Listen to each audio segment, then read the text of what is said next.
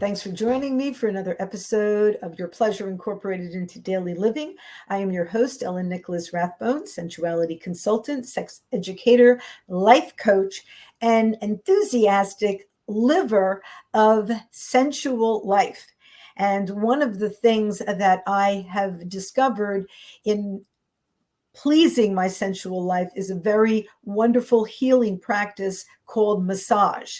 So today I've invited a massage therapist, my friend Alexandra, to talk to us about why and how massage can be viewed as a healing art or a healing profession. So I'm going to bring her on so you can all meet her. And there she is. Hi, Alexandra. How are you? Doing well. How about yourself? I'm doing very, very well.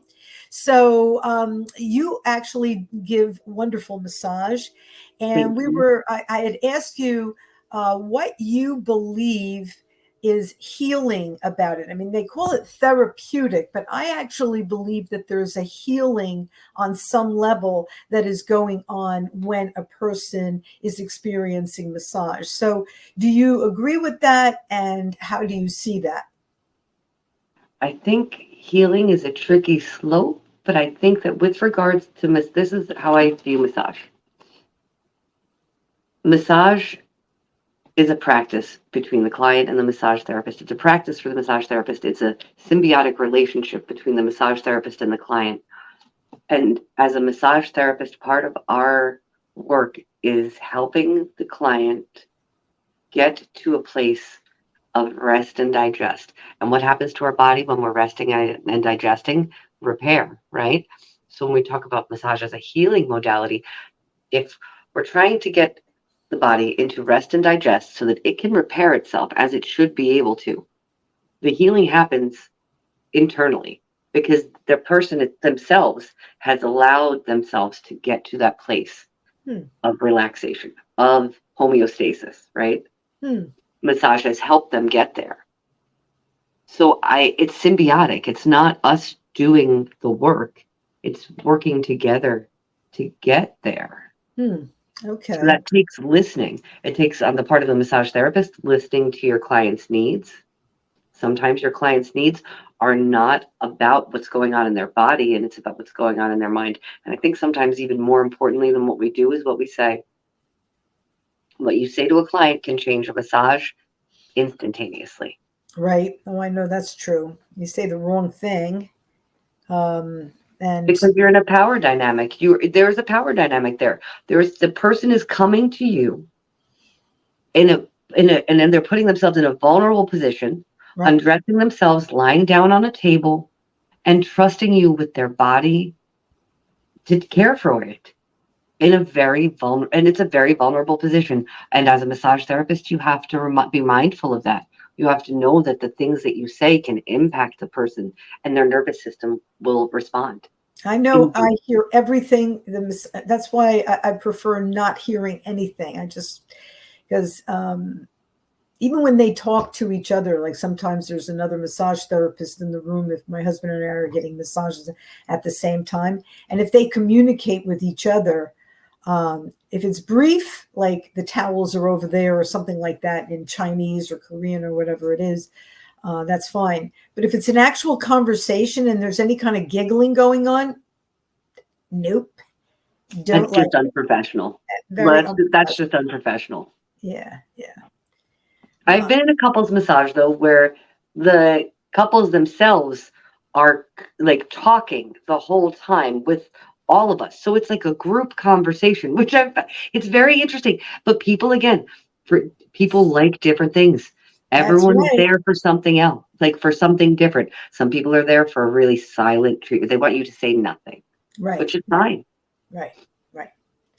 So it is healing if and when the recipient gets the level of relaxation and release that they needed, I would, psychologically and physically, I think. I think that for yes, yes, but um, like you release hormones in your body when you are relaxed. Okay. Endorphins go flooding through your body when you're happy. And if you are experiencing something that is just making you melt and releasing tension and tightness and discomfort, that there's got to be a certain amount of feel-good hormones being pumped into your system. Oh, And yeah. just for the fact that that's happening, that's having a healing effect on your body as well, because we are hormones, and everything our hormones do either hurt us or help us. So it's really important to watch our thoughts so that we don't pump cortisol into our body regularly, and rather endorphins. So I think the massage is something that would make that happen because of the experience, whether Absolutely. it's conversation. Yeah. I've had a number of different experiences with different clients. Some clients have come in and some clients come in and they literally, we talk about what's going on, what their areas of focus are, and I just work. Right. And we very few words through the entire time. A lot of it is like we work together enough that there's so much nonverbal communication. I'll just tap the shoulder that I need them to lift while we're working, and it's very, very nonverbal. Other clients I've had a few experiences where what you're talking about has occurred, and it's profound, and I'm grateful. I'm so grateful and honored that people feel the level of comfort that they do to have moments of emotional expression and like communication about what's going on in their life that may be very heavy, and having that moment, being able to hold space for them and allow them to share that to someone who's impartial and outside of their life while they're getting a massage and their body is relaxing. They're able to share what's stressing them out, what they're holding in their body. So as I'm working on the muscles and the tension that they've been carrying around because of this recent experience or lifelong experience, and they allow themselves to verbalize it while they're having the tension worked out of their muscles. Sometimes there's moments of huge emotional release, and a client will start crying. Well, I was just going to ask you, And it's has anybody profound. ever started crying when they've gotten a massage? And not from pain, just from the fact that they were being touched in a tender and therapeutic and helpful way, in a kind way. And they don't get that in regular life. Life is kind of tough, and everybody is very leery about touching one another, especially in the United States. In other countries, people walk up and they hug you or kiss you on both cheeks or something. Over here, 3 feet away over there. A good number of my clients are huggers since we started working together. They give me a huge hug after.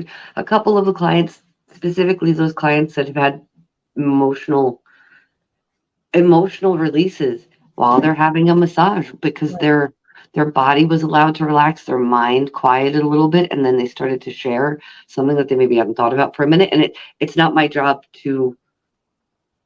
My work isn't to dissect it or even give them my opinion on it. My work is part of my work is to just hold that space for them and let them know that somebody hears them. Right. Cool. And sometimes that's what people need. They just need to be heard. I'm not there to give them advice necessarily. And sometimes it'll be a conversation that started on like an existential saying, or one of us will say something, a saying that we've heard for a long time that applies to something, and then it snowballs into a conversation about life, and then these moments kind of just happen. Right. And they're really beautiful, and I'm really grateful. I'm really grateful because I get to do something that I love every day that helps people. Cool. And I don't know how it gets any better than that. And in these moments where people have those kinds of experiences, it humbles you. Because it's not very often that somebody has that kind of experience in your presence because of the work you're doing with them. And, I didn't know that massage is going to be like this, but I love it and I'm grateful. Right. And the thing is, it makes it so much more meaningful and important as a skill, especially in today's society where we don't interact person to person. Everything is over the internet. And so to have someone right there listening and actually manipulating the body to release tension while they're listening is very powerful, I think. And people, especially today, who don't get that kind of upfront personal interactions with people to really feel like they're being heard, when it happens on a massage table. And as you mentioned earlier, you're vulnerable. And so you're physically vulnerable, but you're also opening up to what you need to let go of. You're opening up and releasing things along with releasing tension. You're releasing thoughts or feelings or anything that might have been upsetting you.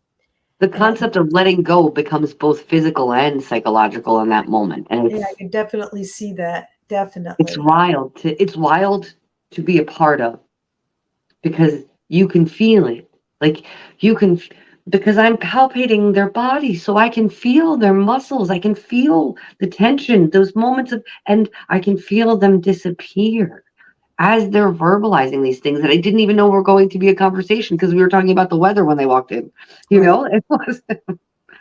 Right. And like I said, I didn't know massage was going to be like this. I thought it was. I didn't anticipate these kinds of experiences. But you should have asked me. I'd have told you. It's been profound. When it's good, it's very, very good. And when it's not good, it's still better than nothing. Agreed. Oh, agreed. I have had, but every body is different. But there's a body out there for every massage therapist and vice versa. And not everyone is going to fit everybody's mold. Yeah. Some people really enjoy a gentle Swedish massage. Right. They don't like any type of pressure. They don't like deep tissue. That's not what they're looking for. Right. And they may not work with someone who's a sports massage therapist, who's used to working with large muscles and really manipulating them. Right. Might not be their massage therapist. Right. And that's okay. There's enough bodies. There's enough bodies in the state of New Jersey for every massage therapist. Right. There's enough bodies to go around. There are. So I think being in a state of gratitude about the work makes a massive difference in how you feel about what you do. Because you have to respect that this is it is, like you said, vulnerable and intimate experience for someone to take their clothing off and lie on the table and say, okay, work on my body, it hurts. Right. That's a lot.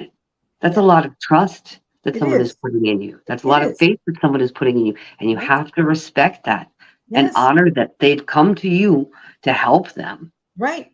You have to be present. People that cannot even imagine, and I can't imagine that they can't imagine, but they cannot imagine taking their tops off, taking off their pants and their socks and everything, lying on a table and letting somebody touch their naked body top to bottom. They can't even imagine it.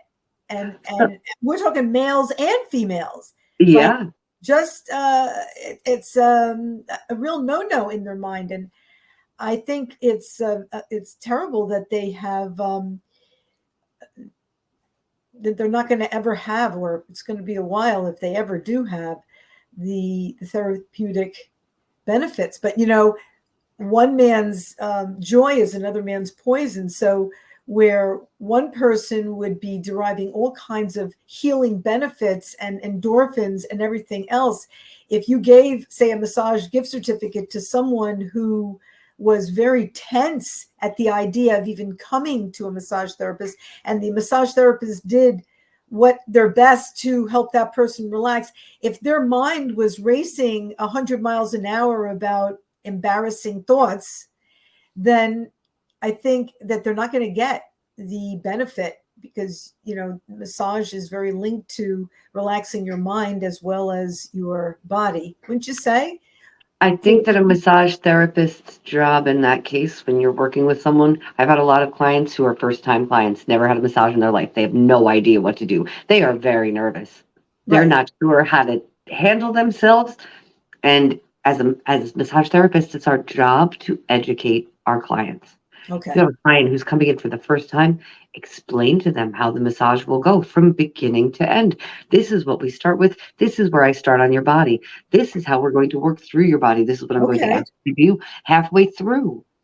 You give them control because now they understand what's happening. They're Right. not as vulnerable as they were because now they know what's coming. If they've never known what to expect, they don't know how to react. Right. So a lot of it comes down to education. People are concerned about it because they're all those things that I just mentioned, they don't know what to do. Before you've told them, hey, go get a massage. And they're like, oh my goodness, I'm going to take my clothes off. And how do I move? What do I do? What if they see me naked? What if and you explain to them, we've been trained in professionally draping. If you're concerned about that, you're most comfortable, you undress to your most comfortable level of undress. I've had clients who have stayed fully dressed and just lied down on top of the table. Oh, really? Some for religious reasons. Some for religious reasons. They're not allowed to undress. Some for other reasons. And you do what you can as best as you can. Right. Okay. And there's a way to work with everybody. That's Okay. why there are so many modalities. Right. So many modalities to fit so many different things. Someone who's not willing to take their entire wardrobe off because they're not comfortable, for whatever those reasons are, they are not doing that. Right. They can take their socks and shoes off. So you offer them reflexology, right? You do Right. something like that. You can work on their hands. There's Right. plenty of things to do that you can help them. And the head too. Head, hands, and feet. I mean, if a person doesn't want to take their clothes off, but again, a person who doesn't want to take their clothes off for religious reasons or whatever reason, they have to do what they're comfortable with, psychologically comfortable with. And then there is healing that goes on with the massage. If that person is not comfortable because they're doing something that they feel, believe, rightly or wrongly, is wrong, then they're not releasing endorphins in their system. They're stressing. Their nervous system's going to respond in a fight or flight response, right? Oh my gosh, oh my gosh, oh my gosh, this is wrong. Oh my gosh, this is wrong. So that constant jumping of the nervous system is not going to allow for relaxation. And if you can't get into a rest and digest situation for your body, you're not going to get there. You're just tense the whole time. Right. That's very, very true. That's very true. Okay. So I have always believed that massage is one of the greatest, I want to call it an art, because if you do it right, it's sort of like a symphony of movement, but it's really more of a healing modality as far as I'm concerned. And I think that if we included learning about manipulating the muscles and treating the body with respect, that it would be so much better for people's mental states, to know how to massage a partner, to how to, I think the world would be a little better if we had massage as an understanding and an appreciation in our regular lives, I think that massage is a wellness practice that promotes healing through the work that's done with the massage therapist, with the client, with the person receiving the massage. That symbiotic relationship creates an environment where the person's body can repair itself because it's relaxed, because it's in a state where it can. And that is a practice, because we are living. No one gets a massage and then turns into a statue for the next month. No, right. Not how it works. So We're living, doing things every day, all day long. We are using this body. When you think about how frequently people should get massages, it is something that everybody is different. If you're a really athletic person, if you're out, if you're running marathons, maybe every 2 weeks. But if you're living a normal, say you're living a typical 9 to 5 office job, right? You go to the gym 3 times a week, maybe 4 times a week. You walk your dog a couple times a day. You eat marginally healthy. You're, you know, just I don't even know, because I don't think there's any type of atypical lifestyle anymore that would be. But this is your life, right? You move enough. You happen to sit. You have aches and pains, but no major surgeries, no major problems. Come once a month. Come get a monthly massage just to woosah all the muscles. Yeah. Right, right. To reset, Yeah. all the muscles. To give everything a breather, to give right, everything a sigh. right. Massage is like a really big sigh for the whole body. That's a very nice way to put it. And every muscle gets to do it. The way we sit, whether it's sitting in a chair or on a cushion or in a car or at a table or at a desk, the way we sit really it is kind of tiring and a lot of times off balance. Like a person will slouch to one side or the other, they'll curve their back or their head will jut forward or whatever. And if you do this to your body regularly, or you're sitting and being like that regularly, your muscles tighten up in that position.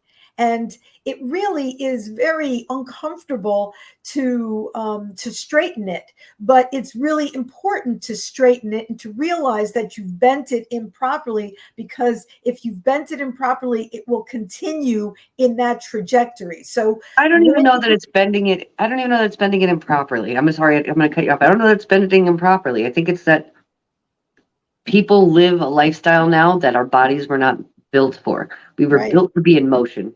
Yes. People live lifestyles where they have to sit at a desk for 8 hours a day.